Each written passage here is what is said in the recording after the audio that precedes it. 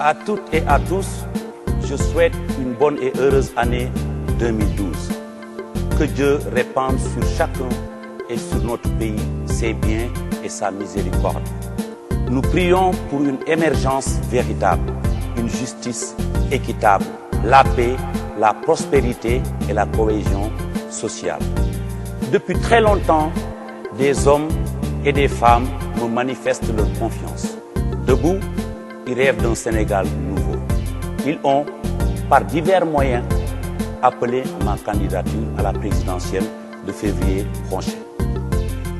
J'ai écouté, j'ai entendu, je réponds favorablement à votre requête.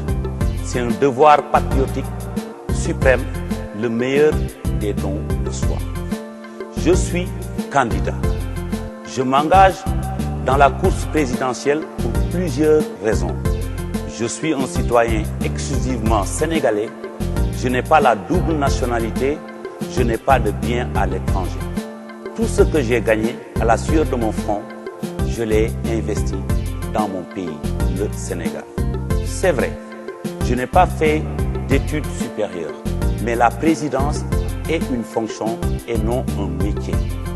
J'ai fait preuve de compétence, d'engagement, de rigueur et d'efficience à maintes reprises.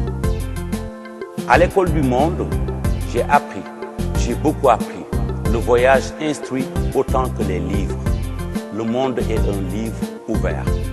Je voudrais faire du Sénégal un pays qui se fait tout seul par la main et la force de ses enfants. Ma vie est faite de 10% d'inspiration et de 90% de transpiration.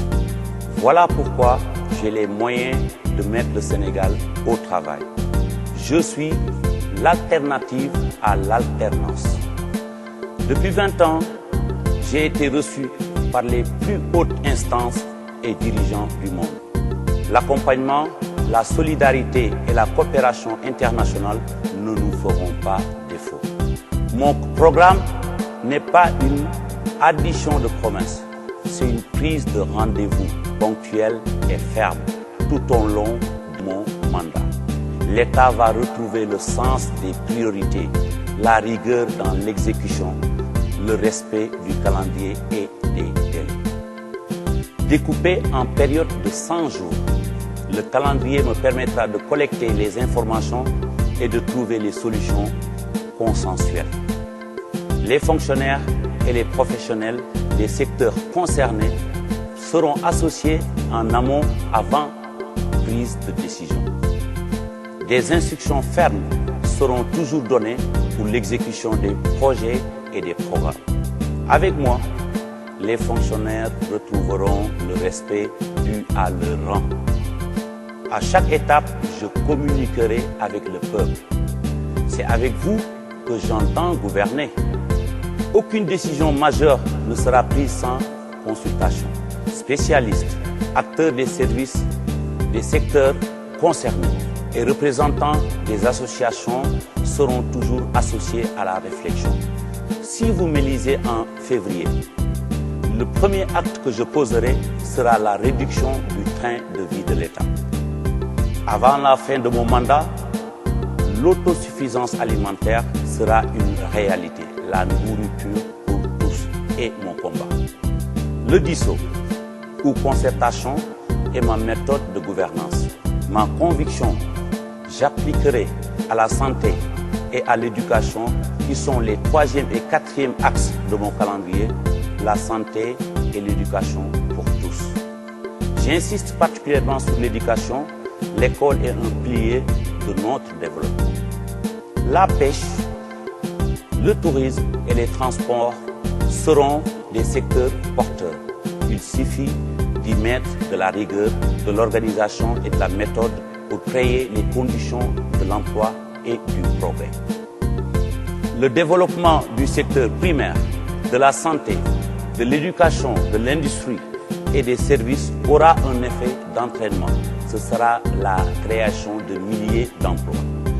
Les performances de ma politique, de notre politique, feront de ces secteurs de grands pourvoyeurs d'emplois. Je ferai en sorte de pousser les jeunes à un âge de travailler à participer au développement de leur quartier. Des grands travaux publics seront réalisés dans chaque capitale régionale selon les urgences nationales et en dehors des petits calculs électoralistes. L'énergie aura les moyens nécessaires dans le cadre du calendrier Lumière pour tous. Un partenariat public-privé permettra de combler à court terme le déficit actuel. Le solaire apportera à moyen et long terme une solution définitive au problème de l'énergie. La valorisation et la formation dans les ateliers, je veux dire les garages, les menuisiers, les salons de coiffure et de couture, etc., va augmenter la qualification des apprentis. Le développement de notre pays passe par l'entreprise et la formation. J'ai toujours milité pour la qualification pour tous. Les forces armées du Sénégal ont caractère républicain et des compétences mondialement reconnues. Mobilisés, les Djambars participeront à l'effort de développement. La douane sera mieux outillée pour assurer l'efficacité du contrôle aux postes frontaliers. La police et la gendarmerie seront renforcées pour une meilleure prise en charge de la sécurité. La teranga, la paix et la tolérance seront les valeurs cardinales de notre société. Nous devons les promouvoir. Les confréries et les confessions religieuses auront droit au même respect. Le règlement de la crise en Casamance sera une priorité nationale. La recherche, le sport et la culture auront droit à une prise en charge efficace. Le calendrier fixera les délais et les plans d'investissement pour le développement. Je rassure les investisseurs étrangers et dis ma fierté aux entrepreneurs sénégalais qui ont choisi d'investir dans le pays. Je ferai tout pour leur offrir un espace sécurisé et compétitif. Je compte sur eux. Je n'oublie pas nos immigrés, ces vaillants Sénégalais qui travaillent loin de chez eux, qui n'oublient ni leur famille, ni leur pays, contribuent largement sur le plan social et économique au niveau national.